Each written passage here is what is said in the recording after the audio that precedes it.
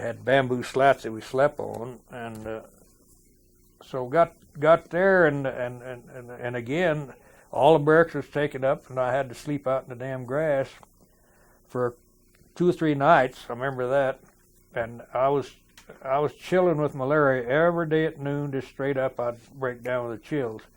Malaria, it goes in a cycle. You break down into these chills, and that'll last for 2 or 3 hours.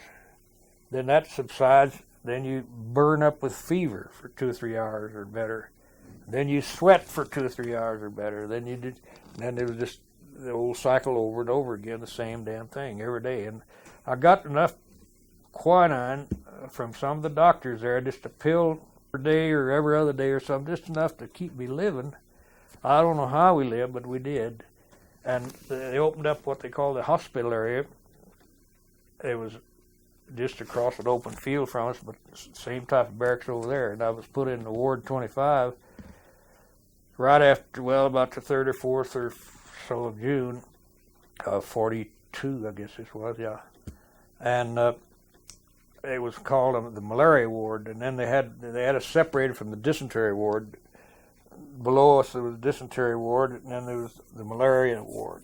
What was the 0 ward? Where was that at? 0 ward was down in the dysentery area, and it was the worst one. That's the one that you went there to die. There was very few people ever made it through there.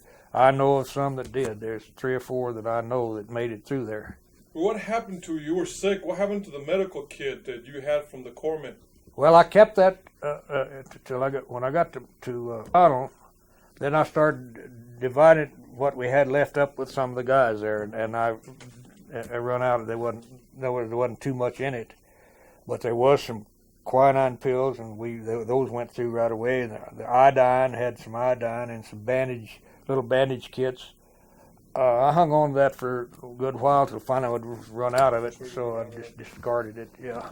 How long were you at O'Donnell? Well, I was there till June 1st. What happened to those men that died? They just stripped their clothes off of them, saved their clothes, and piled them in piles, and then they'd take them out on burial detail, and take them to the cemetery. They'd dig big holes, huge holes, and just pile them in there and throw them in there and cover them up. So it was a big mass burial. They weren't individually buried. Yeah, it was just big holes. Yeah. Do you know whether anybody was keeping track of the men that died? I mean, whether there's anybody that was keeping records that you were aware of?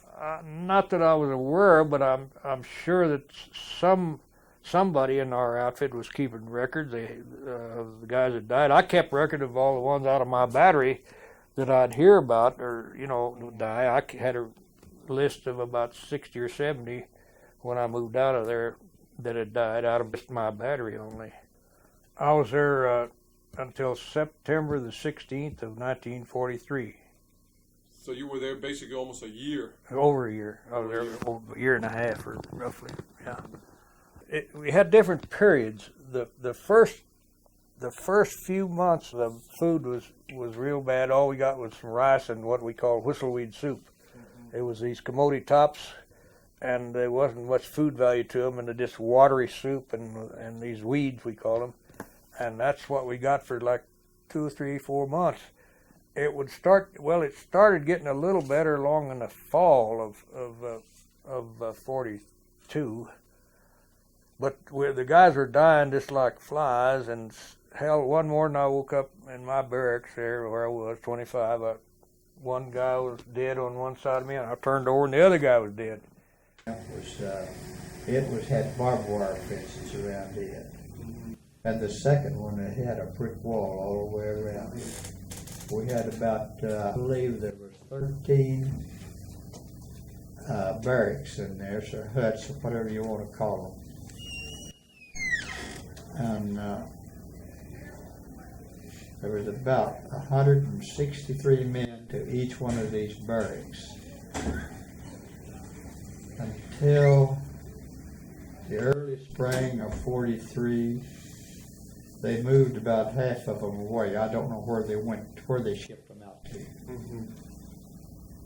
But then that left about half of the camp. There's huts full of ex-prisoners, prisoners of war. And there was all nations in there. We had British, Canadians, Australians, South Africans, Greeks, Polish. There's all League of Nations in there, I might say.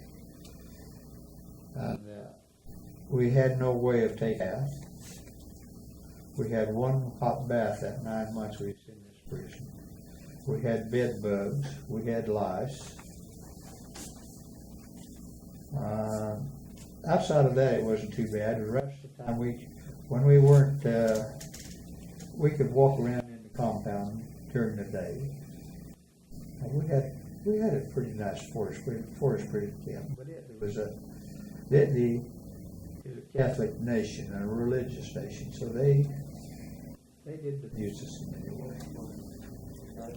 After the temporary camp, we were there just one night, and the next day there was about 25 or 30 of us, and we walked all that day, and we slept in a ditch that night, and about noon the next day we got to this other camp, which was Stalag 7A, and it was southeast of Frankfurt, somewhere in that area. I don't really know. We hadn't had anything to eat for a couple of days, so we butchered one of those mules, and one of the wagons or things is on fire there, so we just cut us off a piece of meat and roasted that meat right there over the fire, and didn't have no salt or pepper for it, but it wasn't too bad. So after we got to the other prison camp, 7A, that was a slave labor camp for the Russians that they had.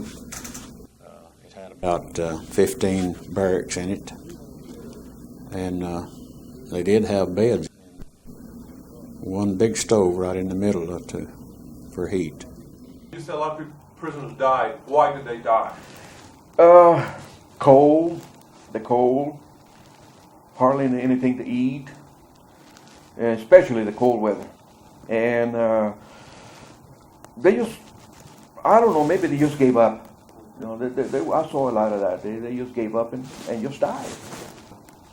Around April, a guy, an American Japanese, by the name of Ted Hatter, another guy, he was a Canadian, but his last name was Muse, and myself, we escaped. We escaped for about 26 days, and some Koreans were hiding us up in the mountain, in a cave. And from there, well, we was going to wait until the Americans pushed in, and really, got a hold of us again, but it didn't happen that way. They told us to move ahead, and some of the people we were going to take care of. So we had to walk so far, and we got recaptured again. Okay, well, but let me ask you something. This escape, was this in the very beginning when you were first up, you got out of line and escaped? Right, yeah. We made little plans. We had just a little bit of food. And we went to, there were some furrows on the side of the road, which one was going to the banjo to relieve ourselves. So we just squatted down, and it was pretty dark, and we just lay down. We waited until the column marched, north. And they put us in Muse had gone on by himself somewhere. When we got recaptured, they put us in a civilian jailhouse. It was an underground bunker, more or less. Mostly civilians were there, Koreans, and that was a heck of a place there. You could only go to relieve yourself in the morning and in the evening. And every time we walked out of that, opened the gate to let us out, those North Koreans, they were ready.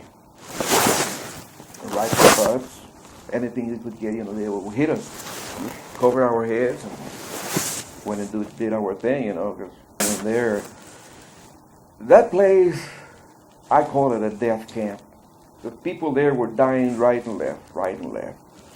That's where I contracted beriberi from my waist on down, and I was about to give up also, and like I said, the good Lord was looking after me. I think my treatment was very similar to the descriptions I've had of captured at that point in time amongst the new guys. of linebacker 2. It was very similar. Initial deprivation of food and water, solitary confinement, very intensive interrogation while they try to get military information if they can, or cooperation, or a propaganda statement. And if you're able to withstand their efforts to do that, pretty soon they had better opportunities to work with, I think. So given the fact that there were so many B-52 crewmen captured at that point in time, and these were the first B-52 crew members that were available in large numbers, I think they probably focused most of their attention on the B-52s seeking their cooperation, etc. So their period of working with me probably lasted about 5 or 6 days, and I was concerned about whether they really wanted to cared about my condition at all, because I was going through my third day without water, and we have basic thumb rules: 3 minutes without air, 3 days without water, 3 weeks without food, and then you begin to get a little concerned about your survival situation, right? I mean, you can go longer than that, but I was going through my third day without water, and I was beginning to wonder if they knew the same rules I did. Okay. See? So, and, you know, you can, like I say, you can extend beyond that, but those are the rough thumb rules. Sure. So at the afternoon of that third day without water, they had talked about taking me out to a B-52 target area and leaving me tied there unless I cooperated.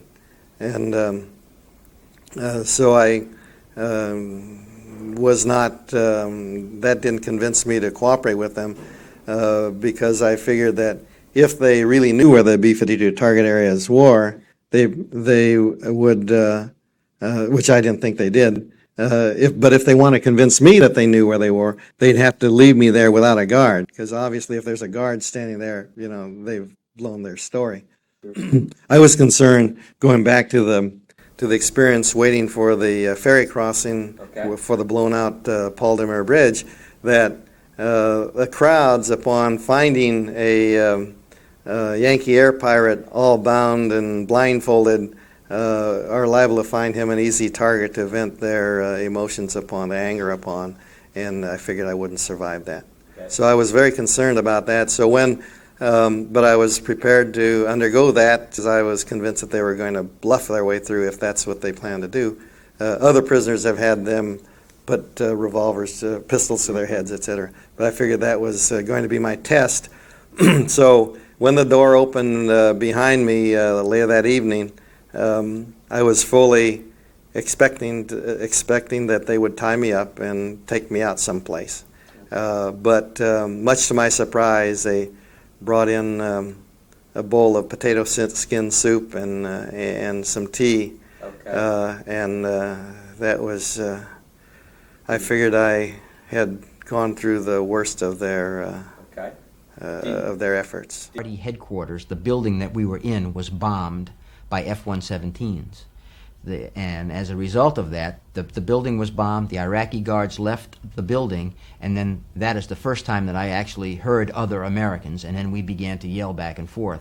Some of the gentlemen that are here now, you know, hey, you know, I'm Jeff Fox, shot down a couple days ago out of King Fahd. And then they were back and forth. And that's the first time that I knew in that facility that there were other Americans. How did that affect your morale? Well, as soon as you hear another voice, obviously you go, phew, I'm not here by myself. This, you know, you feel, if it's possible, you feel better. You feel that, okay, fine, I'm not here by myself. Because they didn't tell me, oh, Jeff, we're in Baghdad and we're in the Ba'ath Party headquarters. You know, I didn't know where we were. I had an idea that we up there in Baghdad, but you don't really know. I did not receive any medical treatment, but they did ask if I had any medical problems. And during the ejection, I had an injury to my right knee, and it was swollen. I also had a chipped right elbow and some problems with my ribs. And they asked, what problem? I said, oh, I got a problem with my knee. And they had me take my flight suit off, and you could see that my knee was swollen, and that there was something wrong with it. And they said, you know, put your clothes back on, kind of thing. So they did ask, and unless you actually had bones sticking out, or you were bleeding, or you were obviously in some kind of physical difficulty, you didn't receive any. And what type and in what amounts did you receive food? Food you received once a day. I recall receiving rice with like onion skins on it, placed on top. And sometimes it was lukewarm, sometimes it was cold, and there was always plenty to eat. I mean, there was enough. I mean, I ate as much as I could stand, which, you know, you can understand you don't have much of an appetite. And you were given water twice a day, a little bit bigger than a shot glass of water, which was not the nicest water in the world, but it was water. Now, above ground, in Basra and Baghdad, you were kept in regular, what I would consider to be normal prison cells, cells that a normal, prisoner would be kept in. They were very small, very narrow, and they had bars on the door. Now, in Baghdad, the prison that we were kept in the Ba'ath Party headquarters, was a larger room, had tile all through it, had a facility, a bathroom facility. Of course, it wasn't working because there was no running water.